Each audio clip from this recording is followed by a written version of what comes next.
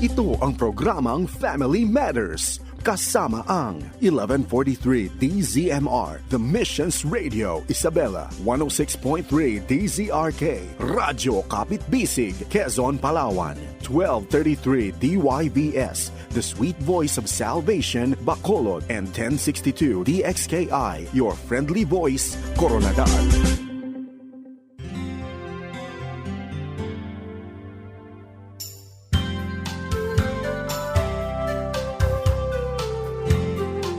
Isang magandang araw ng Miyerkules sa iyo, kaagapay. Welcome po sa programang Family Matters over 702 DZAS at sa iba pa pong himpilan ng FEBC Radio TV. Ako po, Jo Cabrera Alabastro. With me, ako pa rin po ang linyong lingkod na bubulol. Ako pa rin po ang inyong lingkod, Avelyn Garcia. Magandang babae ka, Jo. At magandang babae talaki po sa lahat ng nanonood at nakikinig sa atin ngayon. Happy Orange! Happy Orange! Ako naka-dark orange, ikaw naka-light orange. Hindi na naman tayo nagtugma. Akala ko naman eksakto na. Sa'yo naman galing ito, kaya nagtutugma pa rin.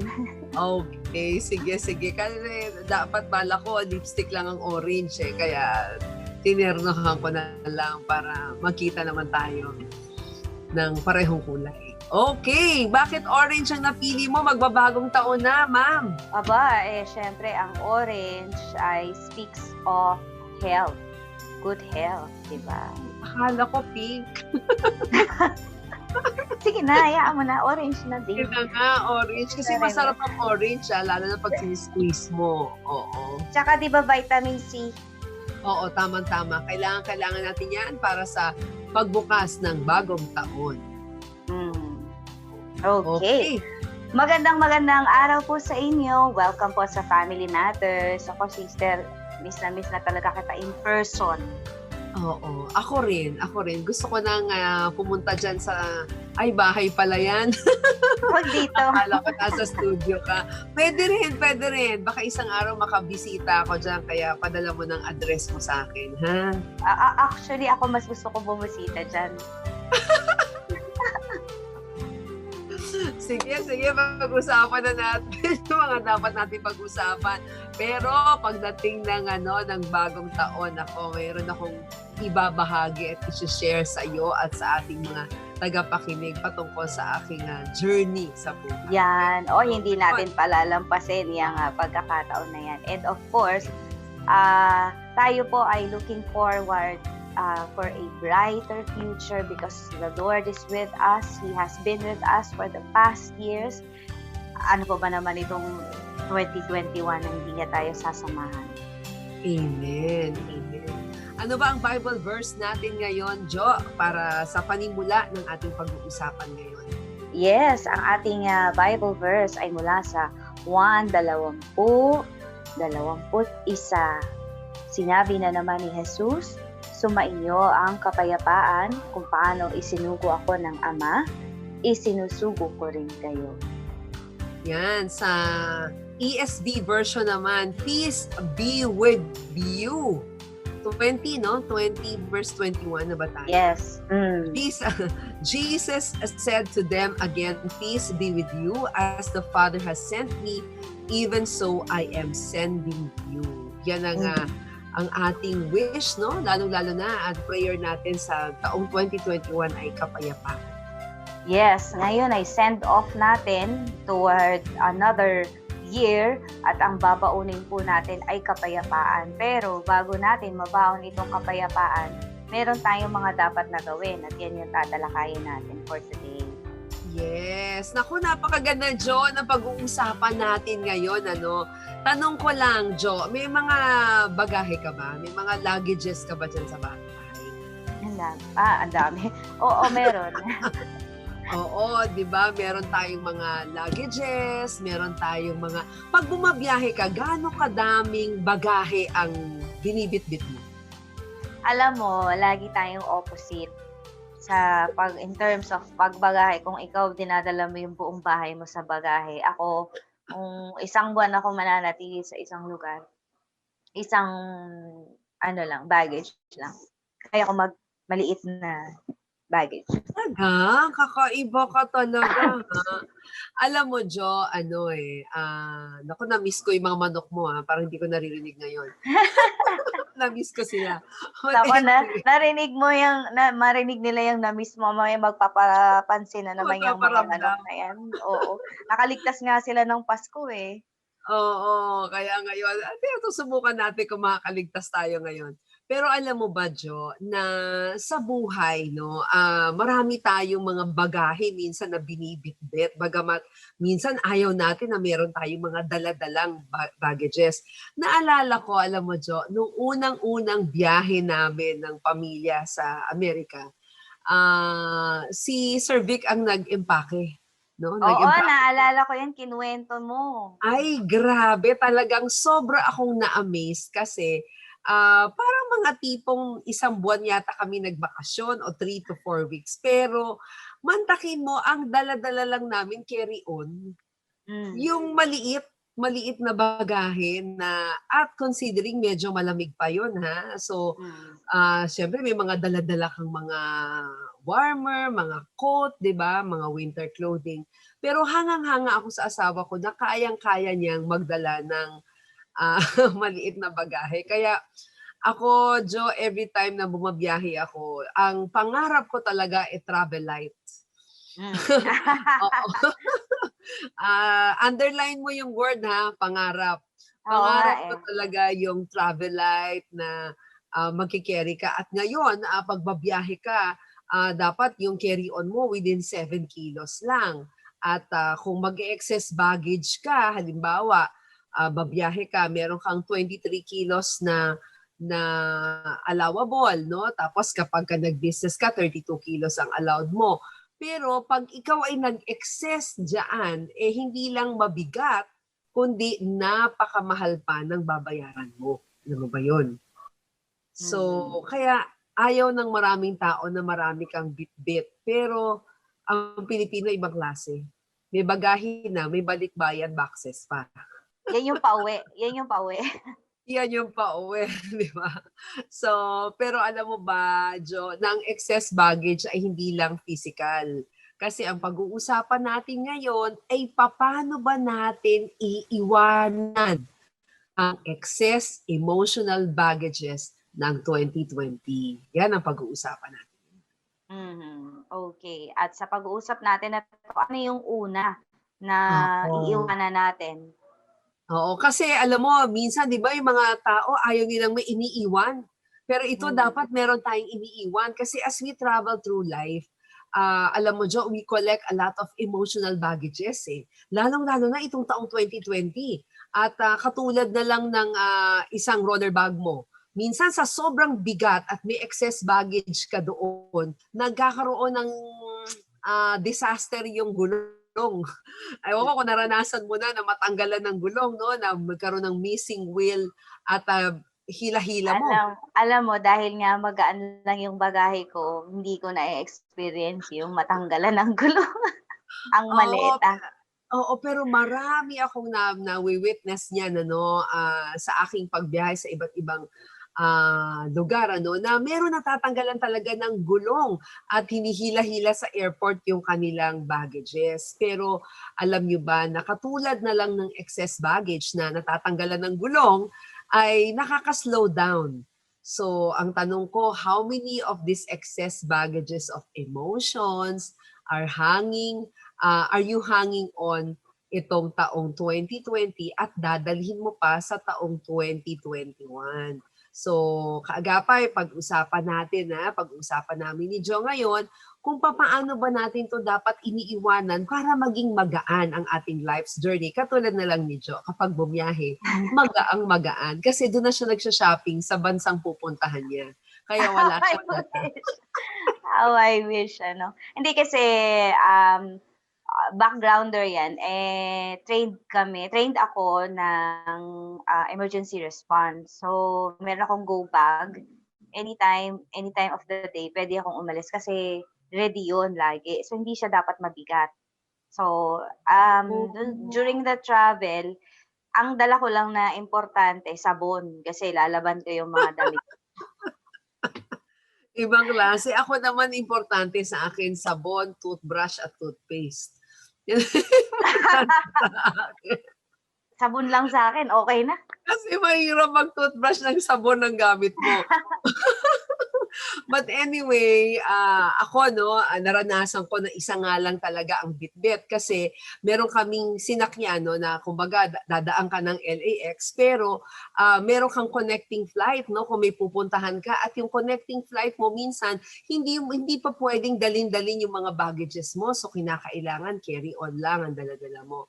So ganun din sa buhay, ang number one na nagiging dala-dala ng maraming tao, tawag na letter G stands for guilt. Yan po ang excess baggage ng marami po sa atin. Tawag natin dyan emotional excess baggage. Maganda naman, Jo, ang emosyon Maganda naman. Kaya lang yung excess, hindi maganda. So, nakaranas ka na ba ng guilt? Or meron ka bang kilala na nakaranas ng guilt? Ano ba sa Tagalog ang guilt? Tanong mo nga si kumparing Google kung ano ang Tagalog ng guilt. Ano ba ang Tagalog ng guilt? Sa mga nanonood sa amin ngayon at nakikinig, pakipadala nga sa amin, ano nga ba ang Filipino term ng guilt? Pag nakita ni Jo, sabihin mo na. Oo. So everyone... Alam mo ba, hindi mahanap ni Google? Hindi niya mahanap. Nakukonsensya. Oo, yun. Oo, parang nakukonsensya ka. And everyone, parang naka-experience na nito, feeling guilt. Ano ba paano ka ba nagigilty? Una, you feel guilty when you've wronged someone. Yung may nasaktan mo yung isang tao. Hindi mo sinasadya, natapakan mo.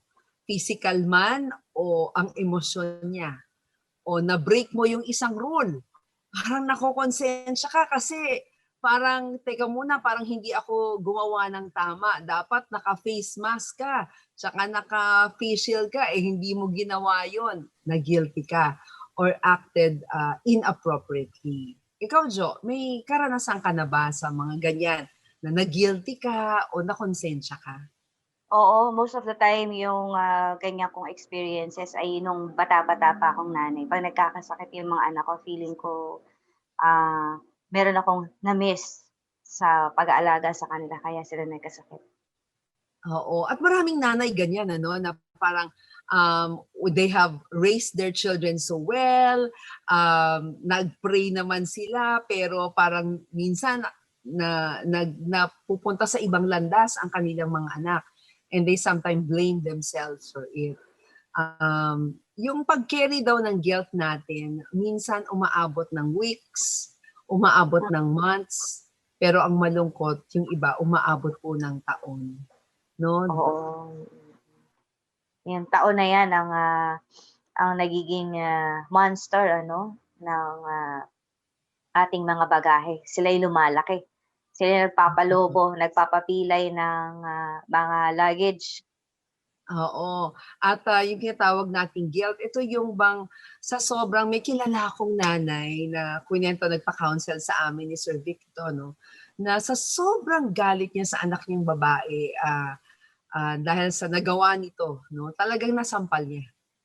At nung nasampal niya, talagang during that time kasi na kapag medyo emotional ka, hindi mo na minsan iisip kung tama ba yung nagagawa mo o hindi, di ba? Kaya ngayon na pag-usapan natin in the past, huwag kang gagawa ng isang desisyon o ng isang choice kapag ikaw ay depressed, mainit ang ulo, di ba? Nasampal niya. At pagsampal niya, lumayas po yung kanyang anak.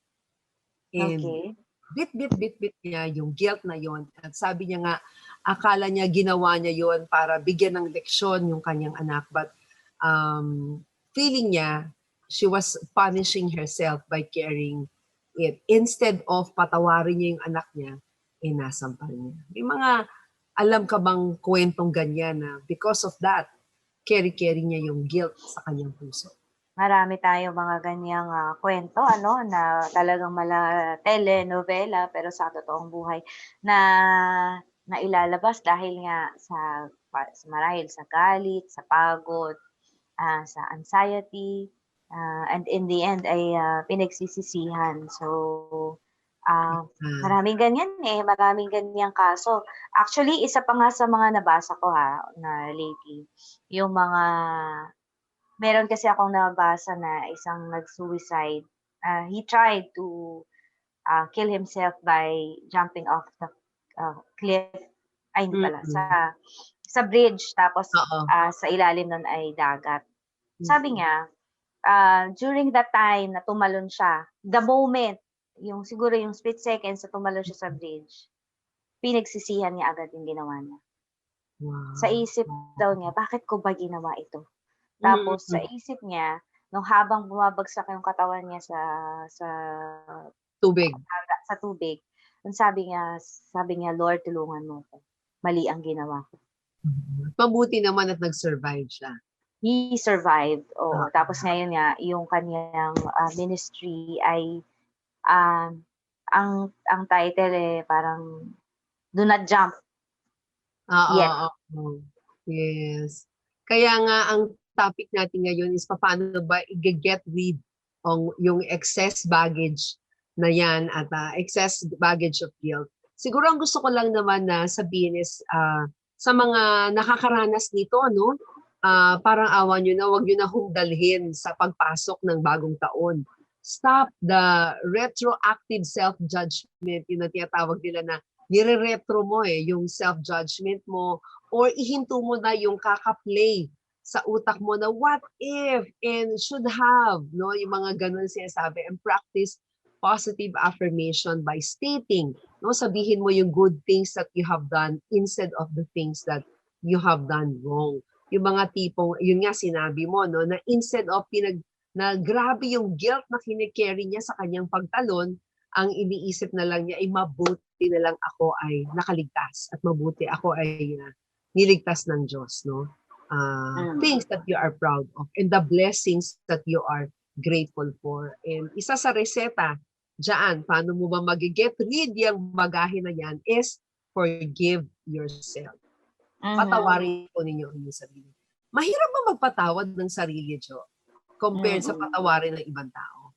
Yan ang pinaka mahirap na gagawin mo, no? Kasi may mga time na parang hindi mo matanggap bakit ginawa mo yun, mga bagay na yun. And yun yung naghihinder sa'yo para mag-move forward. Yun yung bagahe na bumibigat para makapag-isip ng tama at makagawa ng mas matinong hakbangin sa mga susunod. Kasi diba, in the previous episodes natin, yung past talaga, diba, ito na may meron ka nakaraan. Tapos yung you are accusing yourself. Ano man yan, intentional or unintentional, andun pa rin yung paninisi mo sa sarili mo. At yung hindi mo pagtanggap sa sarili mo dahil sa nagawa mo. Kaya nga ang aking advice po sa mga nanonood at nakikinig, at hindi po kami exempted dyan. Marami rin po mga situations that we also felt that is patawarin po natin ang ating mga sarili, no? And if possible, let us seek forgiveness from those you've wronged, di ba? Yung mga nagkamali tayo, wag tayong mahiya. At isa po sa tinuturo natin minsan sa mga naririnig natin ay magulang, hirap na mag-sorry sa kanilang mga anak. Di ba? Dahil because of the pride, you will not do that. Napag-usapan na natin yan sa ating previous episodes. But I think it is better for us to ask for forgiveness and forgive ourselves. Sabi nga ng 1 John 1:9, di ba, memorize natin yan. If we confess our sins, He is faithful and just to forgive us and cleanse us from all unrighteousness. Yes. So, yun po ang number 1. No? Iwanan po natin yung guilt. Pagpasok po natin sa bagong taon, itong guilt feelings na to will not help you from going to the door of being the new you. Pangalawa po na gusto kong i-share sa inyo na pwede nating iwanan is letter R naman. Yung una po is guilt, pangalawa naman is regret. Magkaiba po yung guilt at regret kaya nga pati spelling nila magkaiba Pero parang magkapatid or magpinsan sila, di ba? Kamag-anak. Oo, magkamag-anak sila. And it's easy to get stuck in a rut of regret. 'Di ba? Parang ini-imagine mo what life would be like if iba yung ginawa mo o hindi mo nasampal, 'di ba? And the fact of the matter is we cannot predict the future. Hindi mo naman kayang i-predict ano bang mangyayari in the future, and dapat lang na hindi natin i-punish yung ating mga sarili dahil sa mga nagawa natin in the past. Alam mo, Jo, nung inaaral ko itong episode natin ngayon, napag-alaman ko na isa sa mga studies, no, ginawa ito sa ibang bansa. They found out that participants daw who were able to let go of the regret were more cheerful and reported higher levels of happiness later in their life. So mas maganda ang disposition, mas masaya sila, mas cheerful nung na-let go na nila yung mga regrets nila sa buhay. So, paano natin iiwanan yung bagahe na yan? Yung baggage na yan? Naalala ko sa isa sa mga tandem namin ni Dr. Dennis, sabi niya, ang regret daw is parang hindi mo nga yan dala-dala, pero yan yung nasa baggage mo na i-check-in mo. Pero ang matindi niyan, dahil chinek-in mo yan, dadating pa rin sa airport yan. So dadalawin ka ng regret na yan. So ano dapat mong gawin? Sana hindi mo na chinek-in yung regret na yon. How do you do that? Stop treating yourself like a victim. Yung victim mentality ba? 'Di ba? Dahil lahat naman tayo gumagawa ng mga choices, yung ibang choices natin talaga mali or bad. So, yun ang buhay. But remind ourselves of our decisions, no? Yung mga decisions natin na pwede pa nating baguhin or pwede nating gawin rather than you dwell on the things of the past. Okay. Dun sa mga hindi nakakaintindi ng pa-victim, o yun nga yung term na yun, yun yung mga bagay na nagagawa natin because of the certain difficult situation that we encounter. For example, mahirap yung buhay ng family ninyo, tapos gusto mo nang kumawala dun sa hirap ng buhay. So dahil naghahanap ka ng ibang atensyon, nagkaroon ka ng relasyon, and nagkaroon ka ng baby out of wedlock. So parang tinuturo mo yung situation ng buhay ninyo, kaya mo nagawa yun. Yes. Yun So yung mahirap kasi, parang gumagawa ka ng yung nagkaroon ka na nga ng pagkakamali and you're trying to blame the circumstance or the situation or even the people para itulak ka na gumawa ng something.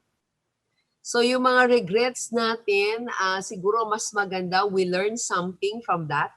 We learn something from the mistakes. And if we learn something, sabi nga ng isang author, there's no reason to regret if you learn something. Kasi sabi niya, may natutunan ka na eh. So mag-focus ka na lang dun sa natutunan mo. Sabi nga ng Isaiah 43 verse 18 to 19, pwede natin tignan yan sa Filipino version, sa Magandang Balita version, at babasahin ko naman sa English version itong Isaiah 43 verse 18 to 19. Sabi dito sa ESV version, remember not the former things, nor consider the things of old. Ang ganda Behold, I am doing a new thing. Now it springs forth. Do you not perceive it? Parang, hindi mo ba nakikita? Then, sabi nga ni Lord, I will make a way in the wilderness and rivers in the desert. So, kung dumadaan man tayo sa matinding pagsubok or tinatawag nating pinagsisisihan natin o regrets natin, tandaan natin that God is saying that He will remember not the former things. Ano man sa Tagalog? Mas maganda. Ilibing mo na sa limot at huwag nang alalahanin pa ang mga nangyari nung unang panahon. Masdan mo, ako ay gagawa ng isang bagong bagay, ito'y nagaganap na, hindi mo pa ba makita? Gagawa ako ng isang daanan sa gitna ng disyerto at magkakaroon ng ilog sa lugar na ito. Grabe hindi lang siya iiwanan yung excess baggage na emotion na yon. Mas matindi yung binasa mo, Jo, ilibing. Kumbaga, Mm. hindi lang siya iiwanan, kundi ibabaon mo because wala siyang magandang maidudulot sa pagpasok ng bagong taon. So, tama. Minsan maganda yung you regretted it, di ba? Pero, huwag ka nang huminto doon. Don't stay there. Don't wallow in the pit of regret. Tama na yung napagsisihan mo and there's no way forward in the pit. Wala nga talagang hindi ka makakausa doon. So, probably you rethink already, you repent, you made amends, no? But learn from the mistakes and move on with God's help. At tatandaan niyo po, God is not yet finished with you. So, may gagawin pa siyang mas maganda sa buhay. Oo, God is not yet finished with you. We still have 2021, 2022, 2023. Ang dami pa pong taon na dadaan sa ating buhay. Kaya maganda po yan na wala tayong laging mga baon. Baggages, di ba? Okay. May oras pa naman tayo, no?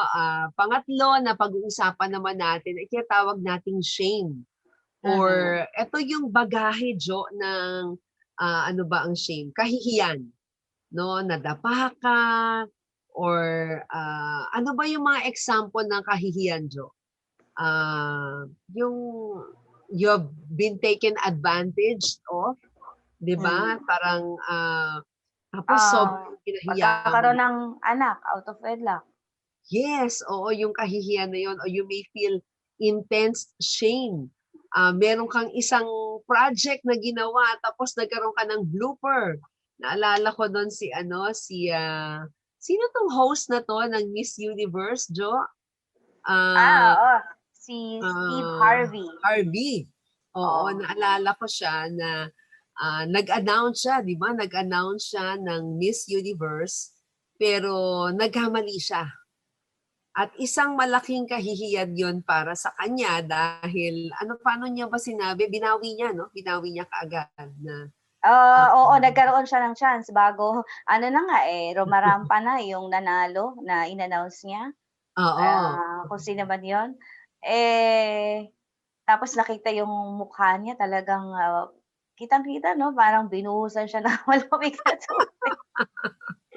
And after that, naging mas tanggap siya ng mga tao. Mas nakapag-host pa siyang muli at nagkaroon pa siya ng reconciliation or nakapag-sorry pa siya kay Pia Wurtzbach, di ba, nung the next year. Oo, at nakakatuwa lang yung sinabi niya na nagpasalamat siya kay Pia. Sabi niya, thank you so much. Because of your forgiveness, thank you so much for making me the most popular host. So dahil yun, and there are maraming circumstances talaga mga kaagapay where we have yung pagkakataon na mapapahiya ka no? Sometimes yung pahiya natin is sometimes created din natin kagagawa natin, 'di ba? Or sometimes kagagawa ng circumstances na pahiya ka. Si Miriam, naalala mo noon na nadapa, 'di ba? Nung rumarampa sa stage. Pero hindi niya nakinahiya. In fact, talagang naging shining moment para sa kanya na nakabangon siya sa gitna ng pagkakadapa. So, paano ba natin iiwanan itong excess baggage ng shame? Siguro ang una kong reseta para dyan, para sa pagpasok ng 2021, kung ikaw man ay napahiya ng 2020, is stop internalizing it. No? Hinto mo na yung kakaisip na napahiya ka kasi baka mamaya medyo maputa na siya sa sistema mo Diba? Talagang pupunta siya sa sistema. Hindi lang pupunta sa sistema, yan ay kakainin pa yung sistema mo. Na talagang uulit-ulitin niya na huwag ka nang, halimbawa, nag-take ka ng bar, tapos di ka nakapasa. Pinagkalat mo na sa mga kaibigan mo na ipag-pray niyo ako, mag-exam ako ng bar o kaya ng left or any board exams. Tapos di ka nakapasa. So, paano mo sasabihin ngayon yun sa mga nag-pray sa'yo? Susunod, ayoko na, baka mapahiya lang si Lord.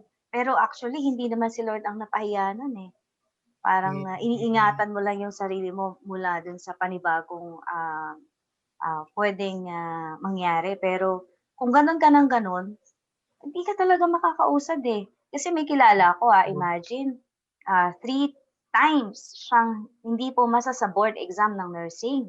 Sabi niya, Oo. "Ano bang problema sa'kin? 3 beses na akong umulit ng nursing exams, hindi ako pumasa-pasa." So, ang ginawa niya, kumuha siya ng, certain units para switch na lang to physical therapy. Mm. Isang take lang siya ng board sa TP. And now he's in Ireland, enjoying his life there. Imagine kung Ay. nag-ano na siya, nagsabi na siya na, "Ayoko na, 3 beses Oo, na akong napahiya bumagsak." na ako, eh. Oo. Oo, oo. At naalala ko din, sabi niya, "Nahihiya ako kasi pinag-pray ako tapos hindi naman sinagot ni Lord." Pero yung mga nag-encourage sa kanya, maybe the Lord's telling you to ano, to go to another field na dun ka ibe-bless. Yes, oo. May dahilan si Lord. That's why, get rid of that emotional baggage. Meron kaming mga na-interview, na mga OFW na nahihiya na silang umuwi. No? Kasi Mhm. parang akala ng mga pamilya, kaibigan sa Pilipinas, they're doing well. Pero hindi pala. No? At nahihiya na silang magsabi sa kanilang mga kamag-anak na humihingi sa kanila ng support. No? So, Oo, 'di ba? Kasi sanay sila na sila yung nagbibigay. correct. Oo. So stop internalizing it, and if you can, tell someone, no, someone you trust about that shame, no, i-share mo diyan sa prayer partner mo and the events, no, na nangyari sa iyo, so that ma-release yan. And if you're not ready to speak the words, pwede mo isulat yan sa isang journal. Alam mo, meron akong kaibigan na gano'n, yung kanyang shame, yung kanyang mga emotional baggages, sinusulat niya sa journal, no? And Mhm. talagang nare-realize niya na, oo nga, hindi ko kailangan bitbitin itong shame na ito. Allowing yourself to acknowledge also what happened, no, is a first step.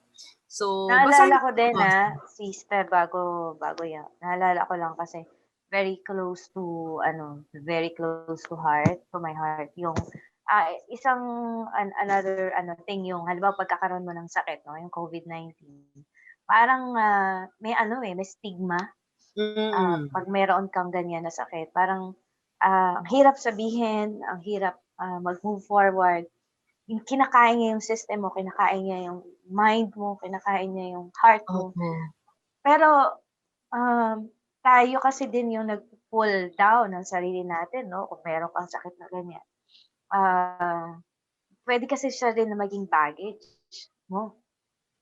Yes, oo. Tsaka yung society natin minsan ano kapagka nalaman nagka-COVID for example or may COVID yung isang kaibigan, parang iba na yung tingin instead of you are supposed to extend compassion and love. Isa sa Mm, kasama ko sa Proverbs 31 Women na mini-mentor ko to week after week, no, ay mm. nagka-COVID siya. Nagka-COVID siya. Pero alam mo yun na instead of feeling the shame na siya ay nagka-COVID, it was actually the opposite because she gave the glory to God, that God is her healer. And kahit na matindi yung pinagdadaanan niya, ay talagang patuloy pa rin ang kamay ng Panginoon sa kanyang buhay. So, kung mapapansin po natin, this is my favorites, Isaiah 61. This is actually one of my life chapter hindi lang life Ah, verse. Oo, ito yung pinanghahawakan ko kasi there was a point in time, Jo, na sobra akong nahiya. Sobra mm. akong nahiya na wala akong magulang.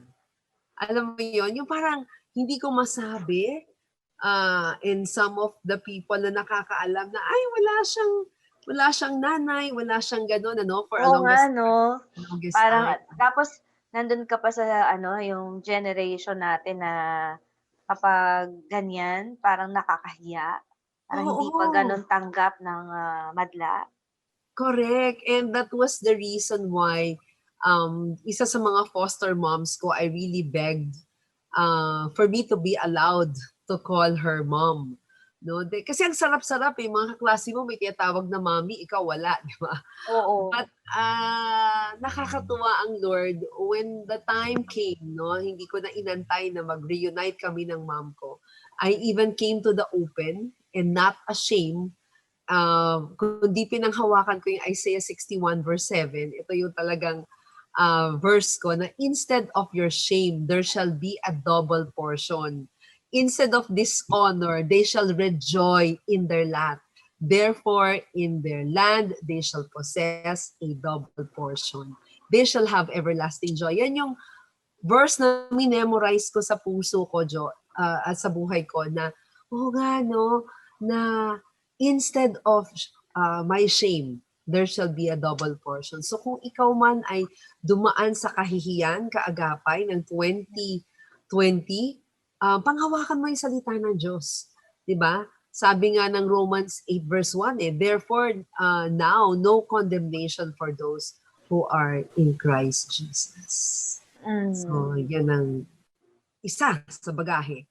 So recap nga natin, Jo, ano yung mga bagahe na kailangan natin, mga excess baggages. Number 1, it's guilt. No? Wag na nating dalhin sa 2021. Wag na nating papasukin sa door. Or wag na i-check-in. Wag na i-check-in ang guilt. Oo. Wag na i-check-in. Susunod na hindi natin i-check-in ay ang regret. Yes, regret. Ang pangatlo, ano na pag-usapan natin is shame or kahihiyan. At ang pang-apat na hindi natin papapasukin, of course, alam na natin kung anong gagawin natin dun sa shame, di ba? Na pag-usapan natin. But the next that I don't want you to allow is the emotions of what we call anger. Alam mo, marami akong kaibigan na nagalit. Bago pala yung anger, siguro, pasadahan ko muna yung self-accusation. Bago yung anger, no? Yung self-accusation, kasi parang magkamag-anak yan nung kamag-anak yan ng shame. Yung self-accusation. Kasi parang we tend to judge ourselves too harshly. Kaya minsan sinasabi ko, huwag naman kayo masyadong harsh sa ating sarili. We take a far more critical view of our bodies, of ourselves, our career, yung decisions natin. So, huwag naman nating i-accuse, no? Yung little voice ba, Jo, inside, pwede mong maging kaibigan yung voice na yan, Pero pwede rin, pag masyadong malakas yung voice na yan, baka maging enemy mo yan. So, self-accusation, huwag na natin papasukin. At saka yung anger, no? Yan na mismo, yung big word na yan, yung anger na yan. Ang daming nagiging cause ng aksidente, dahil dyan sa galit, At ang dami ring mga buhay na nasisira. Mga gusto naman sana natin ng restore yung relationship, kaya lang mas nananaig yung galit, ay talagang dumadating tayo sa destinasyon na ang dami nating dala-dala na hindi naman natin dapat na pinipit-pit pa. Exactly, no? So, kaya when someone wrongs us, nagkasala sa atin, alam ko masakit kasi ako, marami na ring nakasakit sa akin. Or sometimes we observe injustice. Sa totoo lang naman, anger is a natural reaction. Natural lang naman Pero hanging on to anger ay hindi na po maganda.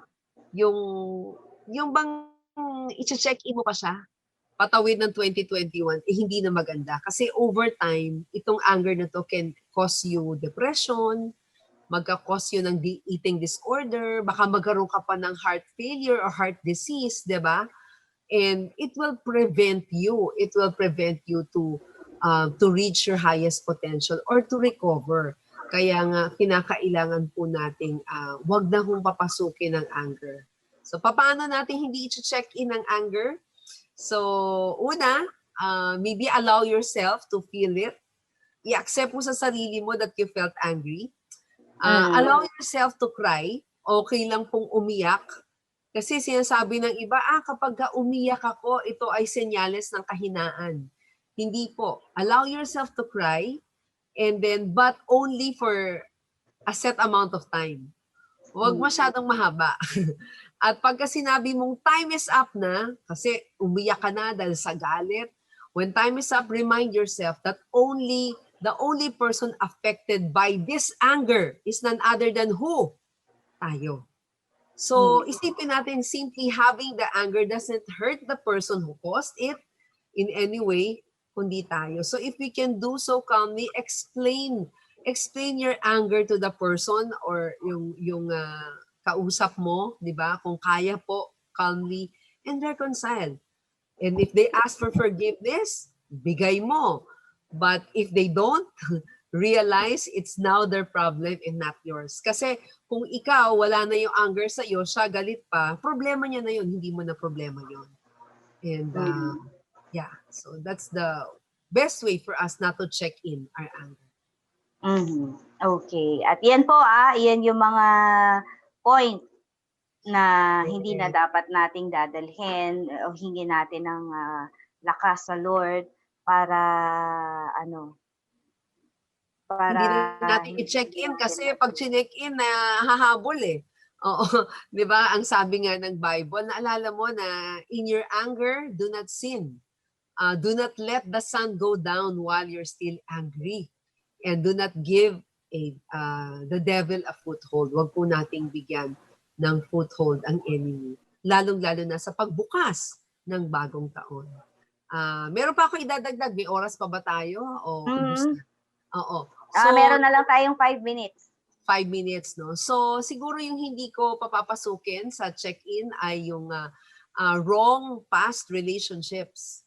No? Yung mga maling relasyon na nag-involve ng toxic relationship. Wag na nating papasukin kasi baka lalong magkaroon ng problema, di ba? Allowing this wrong relationship to accept your current life will be a disaster. So, what will you do? No, learn lessons from that past relationships, and as much as possible, maintain a healthy way of thinking. Sabi nga ng Ephesians 4 verse 32. Ito po ang sabi: be kind to one another, tender-hearted, forgiving one another as God in Christ forgave you. And of course, siguro isasama ko aside from that wrong past relationships is stress and worry. Alam ko na parte na to ng ating diet minsan, yung stress and worry.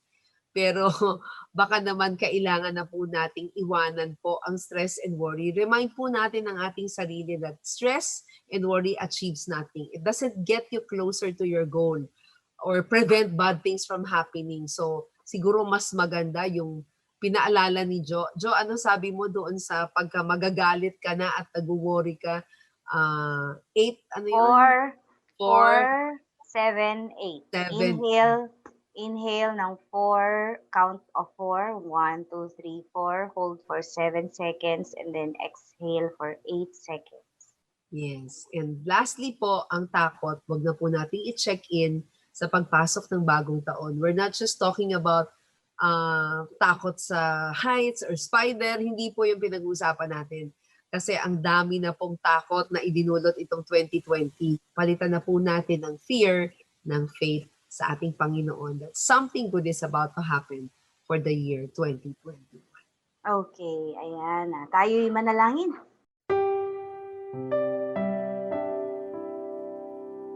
Aming Ama, maraming salamat po, Panginoon, sa aming mga diniscuss today, Lord, these emotional baggages na hindi na po namin papapasukin sa 2021.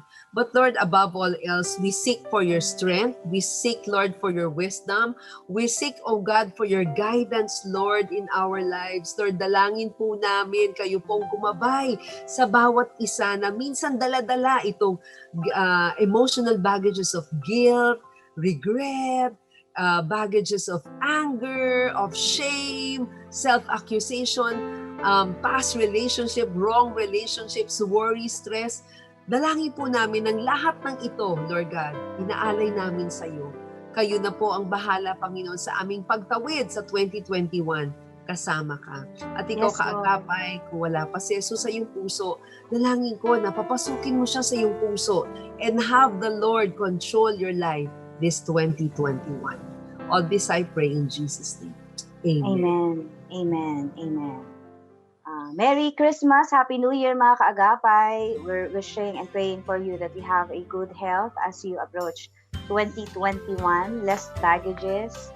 Sana nga wala na. Pero ito po ay kakayanin natin lahat sa tulong ng ating Panginoong Jesus. Yes, oo. So hanggat maaari, maging katulad tayo ni Jo, travel light and enjoy the journey. Kasi alam niyo naman na kapag mas makonte ang iyong dala-dala, mas mabilis kumilos at mas magaan. So do not fear, sabi nga ng Panginoon, for He is with us. Do not be dismayed, for He is our God. He will strengthen us and He will help us and He will uphold you and me, no, sa Kanyang righteous hand. Maraming salamat sa iyo, sister, for another encouraging episode with you dito po sa Family Matters. Yes, maraming salamat din, Jo, for the entire year of helping our mga kababayan saan mang sulok ng mundo. Kasama ka dito yan sa Family Matters. Salamat sa inyong walang pagod na paglilingkod, ang Unleash International. Thank you for your partnership. Talaga namang subok na subok ang paglilingkod at public service ni Miss Evelyn Garcia na talaga namang hindi pumapali ang kagandahan, no? Hindi na nga kinakaya ng internet. Thank you rin sa ating mga kaagapay dyan sa Bukawi Transmitter site, sa ating engineering team. Thank you kay na Abby Glindo, Arwel Mendoza, Kayla Escalante, JD Tabua at Nathaniel Peralta. Ako po si Jo Cabrera Alabastro. Ako naman po si Evelyn Garcia. Ito po ang Family Matters. Kaagapay mo sa pagtataguyod ng pamilyang Pilipino. God bless po. God bless. Nais po naming makarinig mula sa inyo para sa mga kuro-kuro, mungkahi o mga bagay na nais ibahagi sa palatuntunang iyong napakinggan, sumulat lamang sa 702 DZAS, Agapay ng Sambayanan, 1 Corporate Center, 46th floor, Doña Julia Vargas Avenue, corner Meralco Avenue, Ortigas Center, 1605, Pasig City. O mag-email sa dzas@dzas.febc.ph.